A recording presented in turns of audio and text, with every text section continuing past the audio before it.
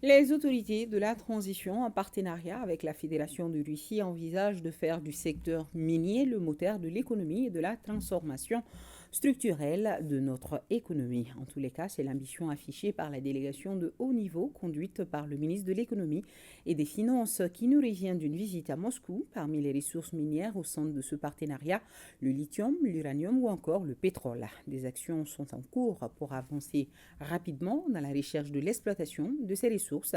Sur le financement de la transformation structurelle de notre économie, je vous propose d'écouter le ministre Sano. Il est au micro de nos envoyés spéciaux Yaya Konati et Adama Kamara.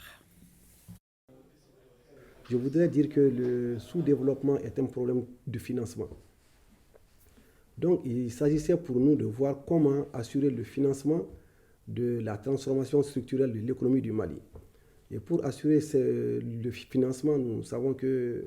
les bailleurs de fonds traditionnels viennent toujours avec beaucoup de conditionnalités, des conditionnalités qui font que ce ne sont pas les choix stratégiques du pays qui sont pris en compte, où souvent les conditions de financement sont telles que nous allons pédaler très longtemps dans le remboursement de la dette et des services de la dette, toutes choses qui font que nous atteignons difficilement les objectifs de développement que nous nous sommes fixés.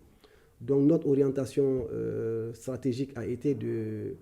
faire un nouveau code minier avec un nouveau contenu local et de faire de ce secteur le moteur du financement de l'économie et de la transformation structurelle de notre économie. Nous nous sommes basés sur les entreprises russes pour pouvoir développer le lithium au sud du Mali et tous les produits stratégiques comme le pétrole et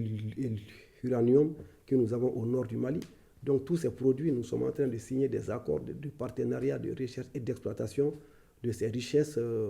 pour nous permettre d'assurer justement non seulement la transformation de ces produits chez nous, la transformation du lithium pour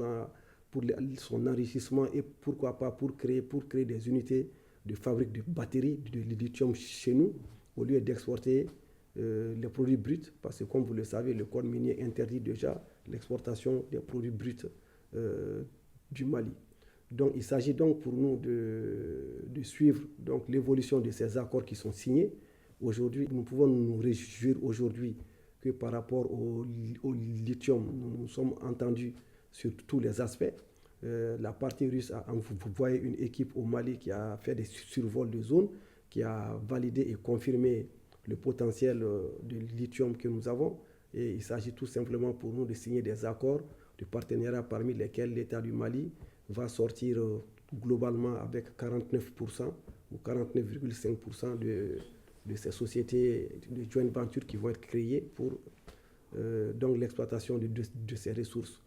Par rapport au nord, donc, nous avons engagé les discussions et nous avons envoyé toutes les données disponibles sur le nord par rapport à toutes les richesses minières, le pétrole et l'uranium, tout ce que nous possédons dans la zone, pour qu'ils puissent faire des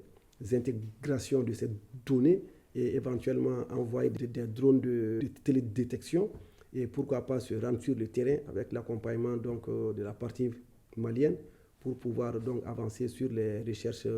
minières et minérales dans ce secteur afin de pouvoir très rapidement avancer donc dans l'exploitation de ces ressources tout en s'assurant qu'une grande partie sera transformée localement permettant de créer une valeur ajoutée et également de créer donc des ressources pour assurer, comme je l'ai dit tantôt, la transformation structurelle de notre économie, notamment la transformation de tous les produits agricoles que nous avons, le coton, la mangue, etc. Donc il faut transformer tous ces produits localement.